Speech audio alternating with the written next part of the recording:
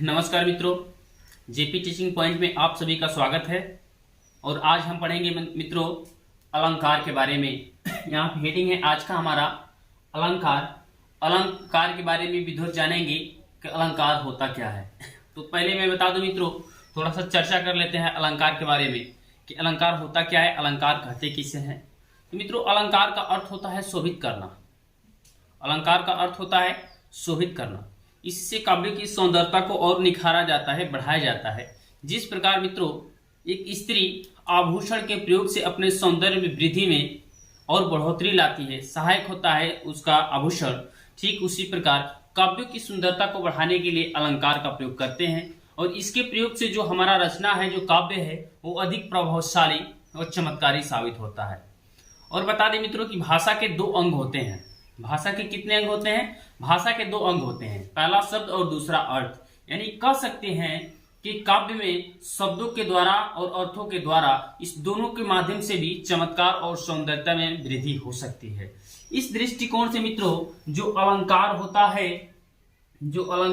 है ये दो भागों में बांटा गया होता है, पहला शब्दालंकार और दूसरा अर्थालंकार। यहाँ पे मैंने नोट किया है, इससे साथ में जानेंगे कि अलंकार किसे कहते हैं। अलंकार का प्रवाची आभूषण भी होता है मित्रों। अलंकार किसे कहते हैं? तो काव्यों की शोभा बढ़ाने वाले तत्वों को अलंकार कहते हैं। क्या कहते हैं? काव्यों की शोभा बढ़ाने वाले तत्वों को। किसको? काव्यों की शोभा बढ़ाने वाले तत्वों या शब्दों को अलंकार कहते हैं। अब जानेंगे कि अलंकार को कितने भागों में बांटा गया है। तो यहाँ पे डिवाइड किया गया है मित्रों कि अलंकार को दो भागों में बांटा गया है। कितने भागों में बांटा गया है?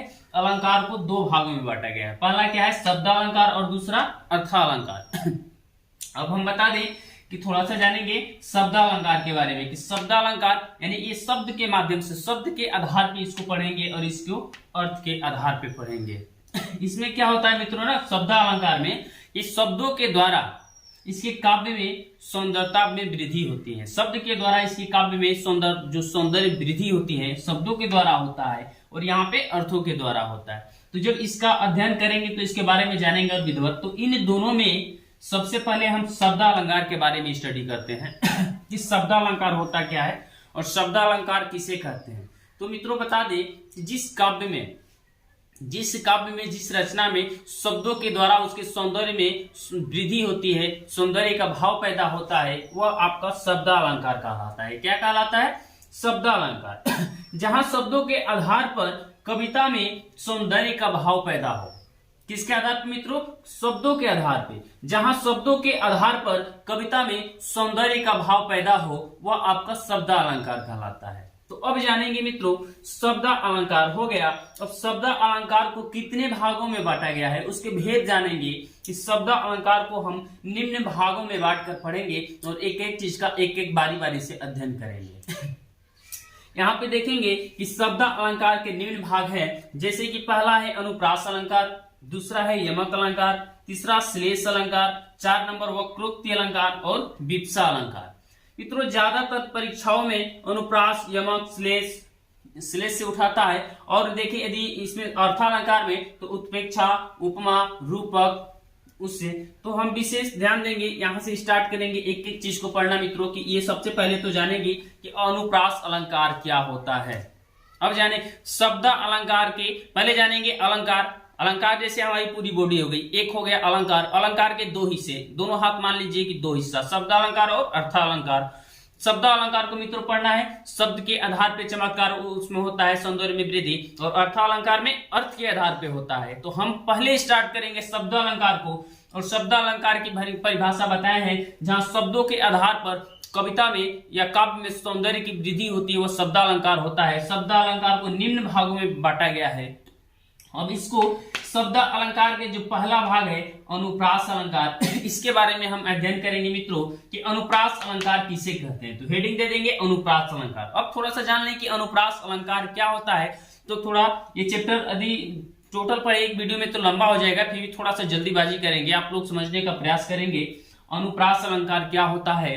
तो इसमें जाने कि एक ही व्यंजन की आवृत्ति बार बार होती है। एक निरंतर एक स्थिति में एक वर्ण की आवृत्ति बार बार होती है, वह अनुप्रास अलंकार होता है। शॉर्टकट में जाए एक वर्ण बार बार आए अनुप्रास कहलाए, ठीक है, उतना याद रखेंगे। जिस रचना में किसी व्यंजन वर्ण की आवृत्ति एक निश्चित क्रम में बार बार होती है। मतलब क्या, वर्ण की आवृत्ति होती है, शब्दों की आवृत्ति नहीं होती है। शब्दों की यदि आवृत्ति हो तो वो तुरंत यमक अलंकार में चला जाएगा। तो हम लोग जानेंगे कि जिस रचना में किसी व्यंजन वर्ण की आवृत्ति एक निश्चित क्रम में वह बार बार होती है वह अनुप्रास अलंकार होता है। क्या होता है मित्रों? अनुप्रास अलंकार। तो हमेशा ऐसा पढ़े, ऐसा याद करें कि अब अनुप्रास अलंकार भूलने की जरूरत नहीं है। बस याद रखें कि एक वर्ण की आवृत्ति एक निश्चित क्रम में बार बार होती है तो वह होता है आपका अनुप्रास अलंकार। यदि उदाहरण की बात देखें तो उदाहरण कई ले सकते हैं, जैसे रघुपति राघव राजा राम पतित पावन सीताराम। रघुपति राघव यानी इसमें इस एग्जाम्पल में जो रॉ वर्ण की आवृत्ति है मित्रों बार बार आ रहा है। रघुपति राघव राजा राम, चारों शब्दों में रॉ की आवृत्ति एक निश्चित क्रम में आ रहा है। तो कहेंगे कि कौन सा है ये उदाहरण, किसका है? अनुप्रास अलंकार।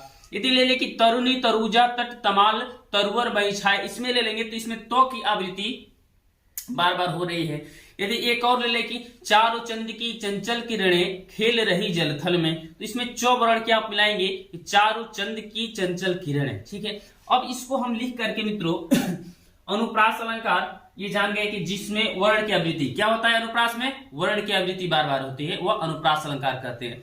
इसका उदाहरण हम लिख दे रहे हैं, इसको मिटा करके उदाहरण देखेंगे। अनुप्रास अलंकार हेडिंग देंगे, फिर यमक स्लेश बारी बारी से पढ़ेंगे। तो सबसे पहले अनुप्रास को विधिवत पढ़ते हैं। यहाँ पे परिभाषा हो गया है, अब हम एग्जाम्पल की बात करेंगे। तो एग्जाम्पल इसको मिटा के लिख दे रहे हैं।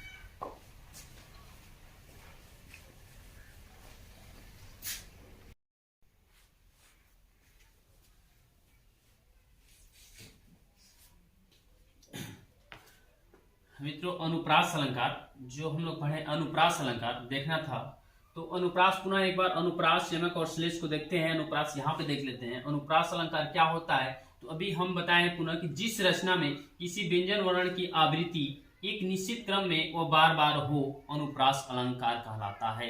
क्योंकि शब्द अलंकार के भेदों को पढ़ने के लिए सबसे प्रथम चरण में है अनुप्रास अलंकार। तो बस याद रखेंगे कि अनुप्रास का मतलब होता है एक वर्ण की आवृत्ति बार बार एक निश्चित क्रम में हो, तो वह होता है अनुप्रास अलंकार। एक उदाहरण भी यहाँ पे है, चारों चंद की चंचल किरणें खेल रही जलथल में। यहाँ पे देखेंगे मित्रों कि ये जो लाइन है ये अनुप्रास अलंकार कैसे साबित होती है। तो यहाँ पे डिफिनीशन में है कि अनुप्रास में एक ही वर्ण की आवृत्ति बार बार होती है। जैसे चारों चंद की, इसमें भी चौ की मात्रा है, इसमें भी चौ वर्ण है और इसमें भी चौ वर्ण है, यानी कि एक ही जो वर्ण है व्यंजन है वो बार बार एक निश्चित क्रम में है। चारों चंद की चंचल किरणें खेल रही जलथल में, ये कौन सा है? अनुप्रास अलंकार होगा। क्यों होगा? क्योंकि इसमें एक वर्ण की आवृत्ति बार बार हो रही है। यदि दूसरा देखें कि रघुपति राघव राजा राम पतित पावन सीताराम, इसमें भी देखेंगे मित्रों जो रॉ वर्ण की आवृत्ति है, रॉ वर्णों की जो आवृत्ति है ये बार बार हो रही है। तो इसलिए ये भी जो सेंटेंस है, जो वाक्य है, ये कौन सा? अनुप्रास अलंकार होगा। फिर तरन तरुजा तट तमाल तरवर बहुछाए, इसमें तो वर्ण की जो आवृत्ति है मित्रों ये बार बार हो रही है। एक वर्ण की आवृत्ति जिसमें बार बार हो वो आपका होगा अनुप्रास अलंकार। हमेशा याद रखेंगे कि एक वर्ण की आवृत्ति अनुप्रास अलंकार में होता है। इस वीडियो के अंत में मित्रों मैं आपको एक कविता बताऊंगा 8 लाइन का, जिसको पढ़ने के बाद यदि आपको कविता मात्र याद हो जाता है 8 लाइन का, तो पूरा अलंकार आपको समझिए कि उसी में याद हो जाएगा, उसी में पहचान जाएंगे। केवल देखते ही पहचान जाएंगे कि कौन सा अलंकार होगा। उस कविता को याद रखेंगे, वीडियो के अंत में आपको बताएंगे, उस कविता को देंगे। दूसरा देखते हैं मित्रों की यमक अलंकार। यमक अलंकार क्या होता है? इसमें पहले तो अनुप्रास में वर्ण की आवृत्ति होती थी, अब इसमें क्या होगा? इसमें शब्द की आवृत्ति होगी मित्रों। यहाँ पे कविता में एक ही शब्द 2 या 2 से अधिक बार आया हो। यमक अलंकार में क्या होता है कि एक ही शब्द 2 या 2 से अधिक बार आया हो, लेकिन हर बार उसके अर्थ भिन्न हो, हर बार उसके अर्थ में भिन्नता हो, वह यमक अलंकार हो जाता है। एक कविता में एक शब्द 2 या 2 से अधिक बार आए, उसका अर्थ हर बार भिन्न हो, वहां पे यमक अलंकार होता है। ये जैसे कनक कनकते सौगनी मां दत्ता अधिकाय, वा खाए बौराय जग या पाए बौराय। मतलब इसमें कहा गया है कि कनक कनकते सौगुनी, इस कनक ये भी आया है, दो बार आया ना, एक से अधिक बार आया है, और ये कनक आया है। इसका अर्थ अलग होगा और इसका अर्थ अलग होगा मित्रों, ठीक है।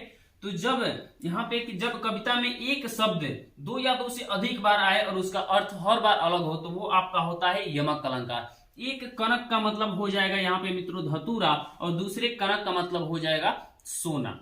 इस प्रकार कहेंगे कि यमक अलंकार में क्या होता है कि यमक अलंकार में शब्द जो है एक से अधिक बार आता है लेकिन हर बार उसका अर्थ भिन्न होता है, वह आपका यमक अलंकार होता है।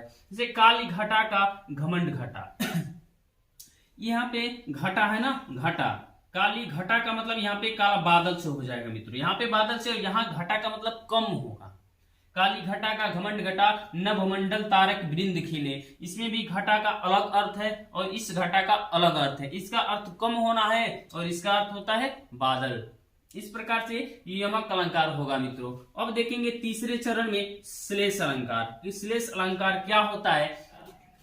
श्लेष अलंकार क्या होता है कि श्लेष का मतलब होता है चिपकना, और इसका डायरेक्ट जानेंगे कि श्लेष अलंकार का मतलब होता है चिपकना, मतलब कि एक ही शब्द से कई अर्थ चिपके हो वो आपका श्लेष अलंकार होता है। जिस रचना में, जिस काव्य में एक ही शब्द हो लेकिन उसके अर्थ अनेक हो, अर्थ उससे चिपके हो उसी शब्द के, वो आपका श्लेष अलंकार होता है।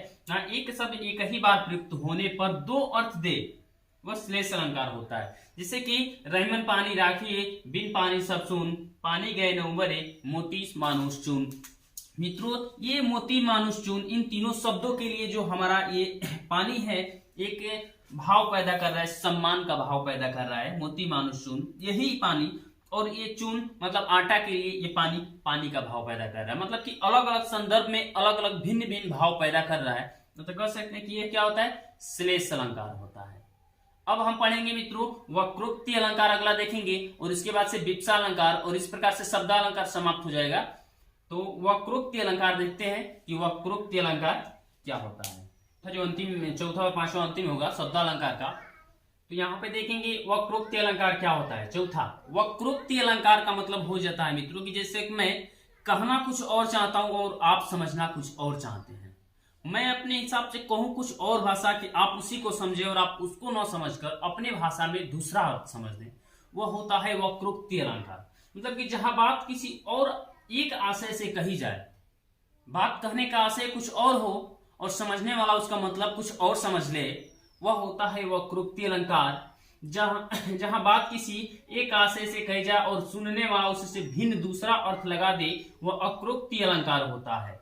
यहाँ पे उदाहरण है मित्रों, इससे द्वार पर को प्रिय हरि तरु शाखा जाऊं, प्रिय मधुसूदन तेरो को काम। यहाँ पे मित्रों ये एक ऐसा प्रसंग है, ये उस समय का, अब भगवान कृष्ण का, जब मैया जो सीता राधा मैया जब घर में थी और किवाड़ जो बंद था, तो यहाँ पे गए भगवान कृष्ण और यहाँ पे ठकठकाए। तो जब ठकठकाए तो राधा मैया सवाल की कि द्वार पे को, मतलब इस दरवाजे पे कौन है, कौन है? तब भगवान श्री कृष्ण बोले प्रिय हरि, नाम नहीं लिए, बस बोले प्रिय हरि। प्रिय हरि जब बोले तो राधा मैया का ये समझ आया कि हरि का मतलब होता है मित्रों, हरि का मतलब बंदर भी होता है। यहाँ पे क्या होता है हरि का मतलब? बहुत ही बेहतरीन प्रसंग यहाँ पे है। जब भगवान कृष्ण जाते हैं, दरवाजा को खटखटाते हैं, तब उधर से आवाज आती है कि मतलब आप कौन हैं? तब ये बोलते हैं कि प्रिय हरि, मतलब मैं हरि हूं। तब बोलते हैं कि तरु शाखा जाऊं। वो समझती है कि बंदर है, तो कहती कि तरु शाखा जाऊं। तब तुम शाखाओं पे जाओ, यहाँ पे क्या कर रहे हो? तुम शाखाओं पे जाओ। देखिए यहाँ पे कहने का मतलब कुछ और हुआ और समझने का मतलब कुछ और समझा गया। फिर कहते हैं प्रिय मधुसूदन, प्रिय मधुसूदन मतलब मैं मधुसूदन। तो यहाँ पे मधुसूदन का मित्रों बता दूं, यहाँ पे मधुसूदन का मतलब भगवान कृष्ण को भी कहा गया है और भौरा को भी कहा गया है। लेकिन जब वो प्रिय मधुसूदन बोले तो माता जो राधा जी थी वो समझी कि भौरा, तब बोले कि तेरो को काम, मतलब तुम्हारा क्या काम है यहाँ पे? तुम्हें तो समुद्र और नदियों में जाके रहना चाहिए।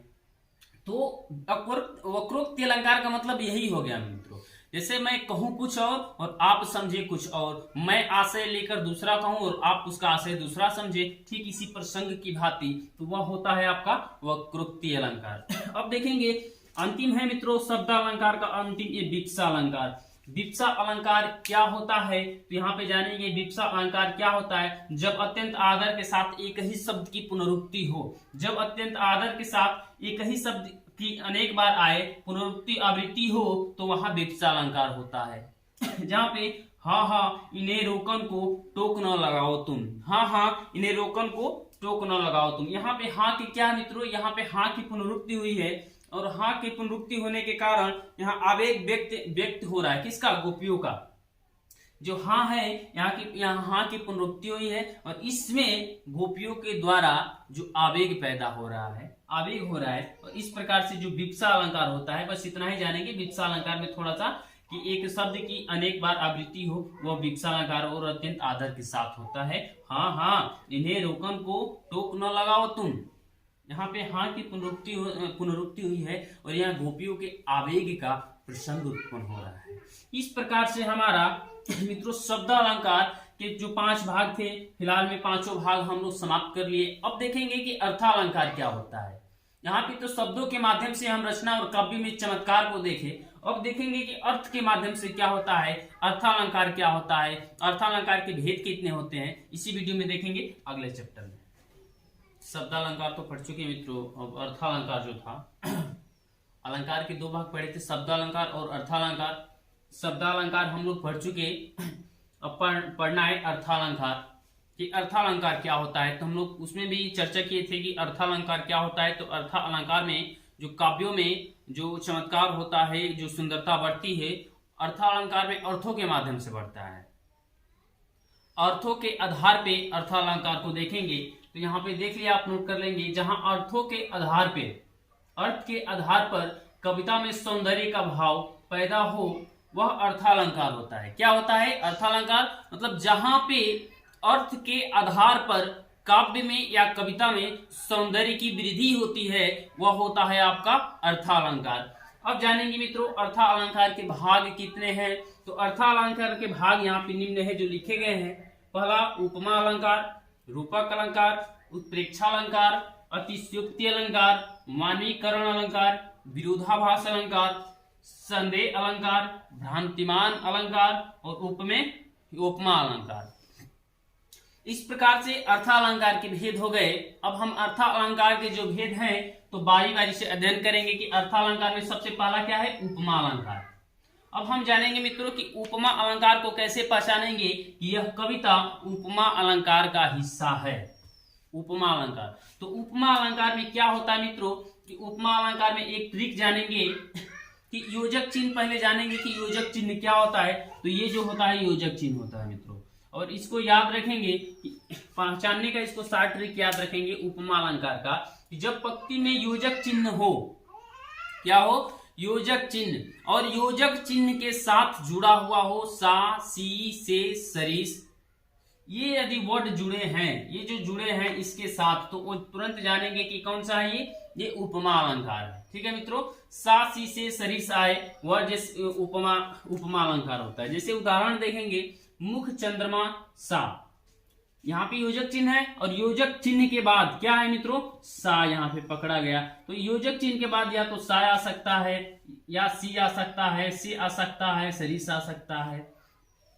यदि सा, सी, से, सरिस योजक चिन्ह के बाद आए तो तुरंत पहचानेंगे कि वो कौन सा है?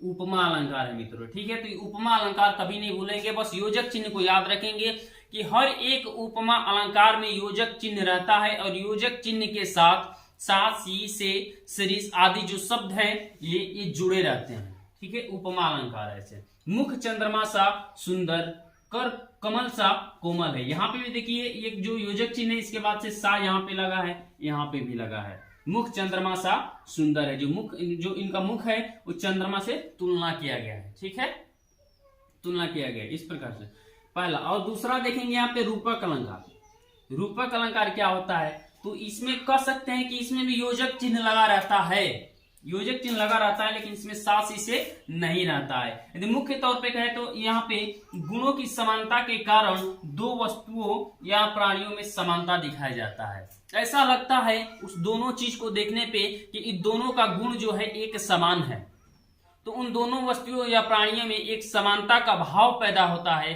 समानता का भाव दिखाया जाता है। वहां पे होता है मित्रों रूपक अलंकार।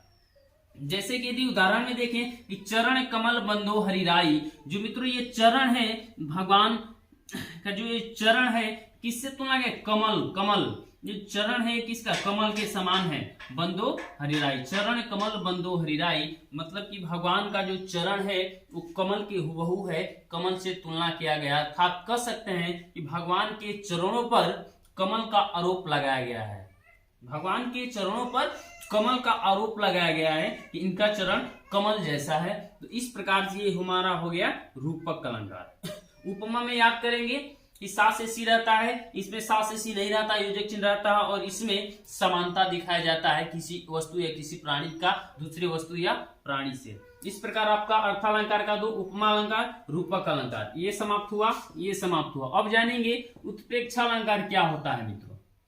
तो मैं उत्प्रेक्षालंकार यहाँ पे लिख दे रहा हूं, उसके बाद से उत्प्रेक्षा, अतिशयोक्ति, मानवीकरण, विरोधाभास, संदेह, भ्रांतिमान और उपमेय उपमा का अध्ययन करेंगे। अब देखेंगे तीसरा नंबर पे उत्प्रेक्षा अलंकार क्या होता है। उत्प्रेक्षा अलंकार किसे कहते हैं जानेंगे। जब पंक्ति में मनु मानो जनु जानो शब्द आता है तो डायरेक्ट कहेंगे कि उत्प्रेक्षा अलंकार है। पहचानने का एक शॉर्ट ट्रिक है, बस याद रखिए किसी भी उदाहरण में, किसी भी रचना में यदि ये आता है, मनु आता है, जनु आता है, मनहू आता है, मानो, जानो, ज्योति आदि शब्द आते हैं, लगे रहते हैं, तो वह कौन सा होता है मित्रों, उत्प्रेक्षा अलंकार होता है। बस ट्रिक से पहचानना जाएंगे, ट्रिक से पहचानेंगे उत्प्रेक्षा अलंकार क्या होता है। जैसे कि सोहत ओढ़े पीत पट श्याम सलोने गात, मनहु नीलमणि शैल पर आतप पर यो प्रभात। इसमें मिल गया आपको मित्रों मनहु, मनहु ऐसे मतलब जितने भी उदाहरण है, कोई भी उदाहरण आपके सामने आ जाए, यदि उसमें मनु, जनु, मनहु, मानो, जानो, ज्योति यदि आता है तो उसको डायरेक्ट कहेंगे कि कौन सा है, उत्प्रेक्षा अलंकार आपका होता है मित्रों। ठीक है, उत्प्रेक्षा अलंकार होता है। ट्रिक को याद रखेंगे कि जनु जानो, मनु मानो ये सब आता है तो उत्प्रेक्षा अलंकार होता है। अब देखेंगे अतिशयोक्ति अलंकार क्या होता है। तो अतिशयोक्ति अलंकार में मित्रों बढ़ा चढ़ाकर बताया जाता है। जिस भी रचना में, जिस भी काव्य में, जिस भी रचना में यदि बढ़ा चढ़ाकर किसी बातों को बताया जाता है तो कहेंगे कि अतिशयोक्ति अलंकार हो कुछ और प्रदर्शित कुछ और किया जाता हो। जैसे कि देखेंगे जब किसी वस्तु या पदार्थ का वर्णन लोक सीमा से बढ़कर प्रस्तुत किया जाता है, लोक सीमा से बढ़कर यानी हो कुछ और प्रस्तुत कुछ और किया जाए, लोक सीमा से बढ़कर प्रस्तुत किया जाए, वहां पे अतिशयोक्ति अलंकार होता है। एग्जाम्पल देखेंगे, आगे नदियां पड़ी अपार, घोड़ा कैसे उतरे पार, राणा ने सोचा इस पार, तब तक चेतक था उस पार। उस समय की घटना का वर्णन है मित्रों इसमें, जब महाराणा प्रताप अपने युद्ध क्षेत्र में थे और युद्ध क्षेत्र में एक जगह पे थे, घोड़े पे सवार थे, अपार नदियां पड़ी हुई थी और सोच रहे थे कि हम यहां से इस नदी को पार कैसे करें। तब तक घोड़े पे भी सवार थे, अभी सोच ही रहे थे कि तब तक चेतक था उस पार। चेतक ने छलांग लगाकर, वर्णन किया गया कि चेतक अपार नदियों के संगम को छलांग लगाकर छलांग से उस पार चला गया था। ये अतिशयोक्ति अलंकार के अंतर्गत आएगा, इसमें बढ़ा चढ़ाकर वर्णन किया गया हो। ठीक है, तो अतिशयोक्ति को पहचान लेंगे, किसी भी उदाहरण को पढ़ेंगे अगर उसमें बढ़ा चढ़ा कर की भावना का वर्णन किया गया है तो का अतिशयोक्ति अलंकार हो। यदि जनु जानो मनु मानो आए तो उत्प्रेक्षा अलंकार हो। अगला पढ़ना है मानवीकरण अलंकार, जिसमें प्राकृतिक वस्तुओं को डायरेक्ट मानव की गतिविधियों से तुलना किया गया हो। प्राकृतिक वस्तुआ हो और मानव की गतिविधियों से तुलना किया गया, वह होता है मानवीकरण अलंकार। तो अगला देखेंगे मानवीकरण अलंकार, अभी स्टार्ट करेंगे इसके बाद मानवीकरण अलंकार।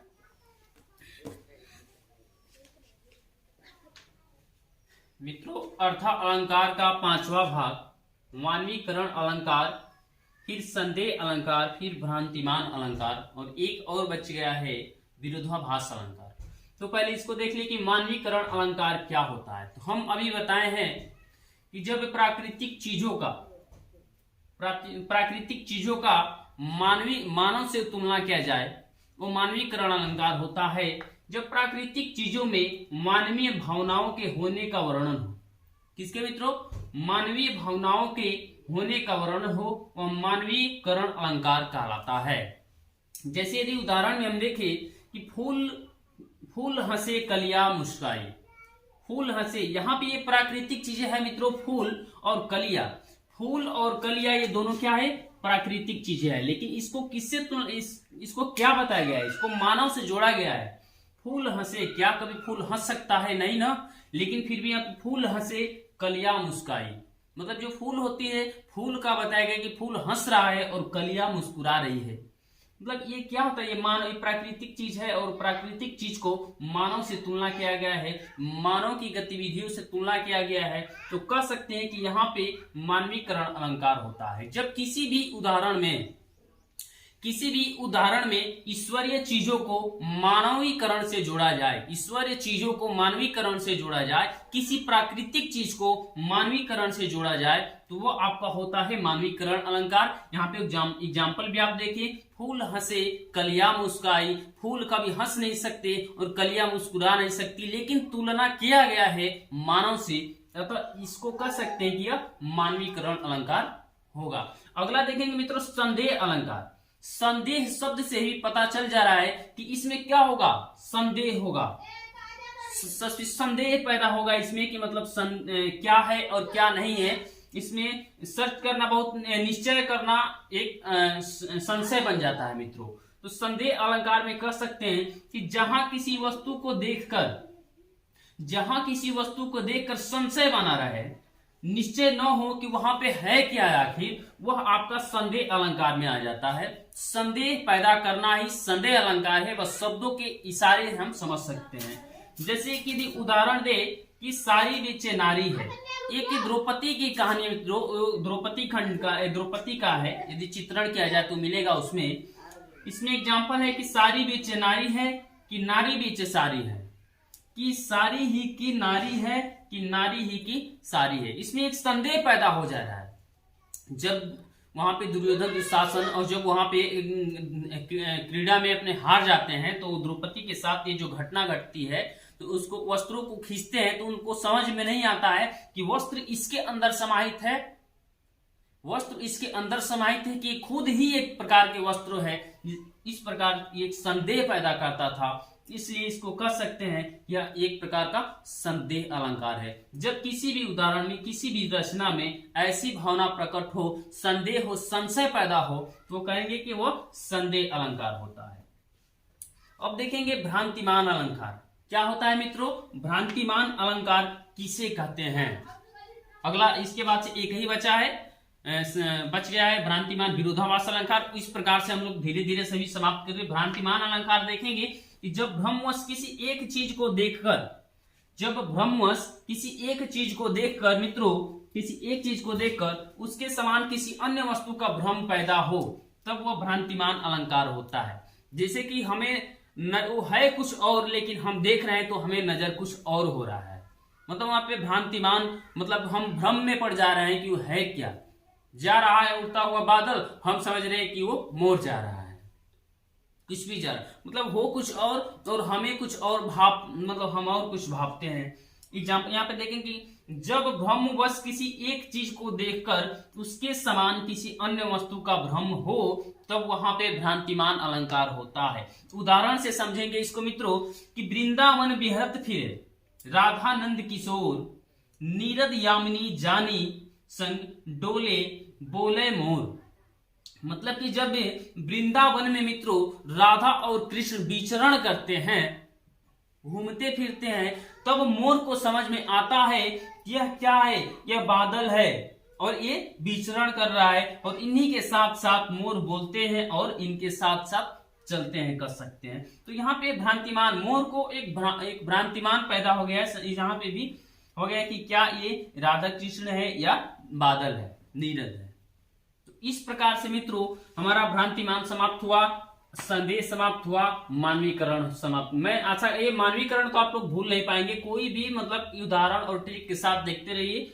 एक अलंकार बचा है, अब देखेंगे मित्रों, वो क्या है, विरोधाभास अलंकार होता है। और विरोधाभास अलंकार शब्दों से भी प्रस्तुत हो जा रहा है कि उसमें क्या होगा, विरोध होगा, वही विरोधाभास। अब देखेंगे विरोधाभास का यहाँ पे लिखेंगे डेफिनेशन, और विरोधाभास का एग्जाम्पल के साथ हम विरोधाभास अलंकार, इसके पढ़े सभी अलंकारों को पढ़ चुके। विरोधाभास अलंकार क्या होता है, तो विरोधाभास अलंकार होता है मित्रों कि जब वास्तविक विरोध न होकर, जब वास्तविक, यहां पे लिखेंगे जब वास्तविक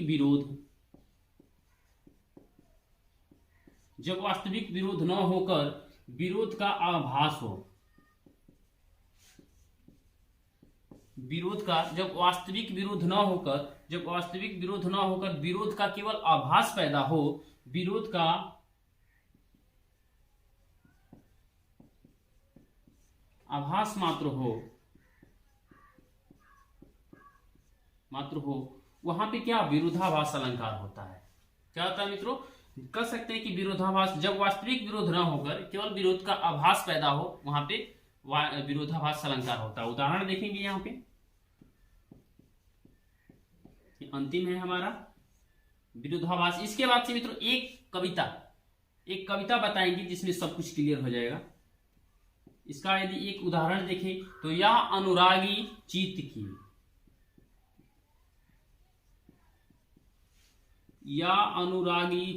की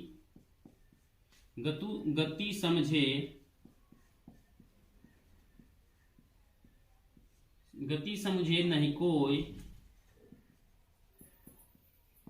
उदाहरण है मित्रों, या अनुरागी चित्त की गति समझे नहीं कोई, और जो बूढ़े श्याम रंग,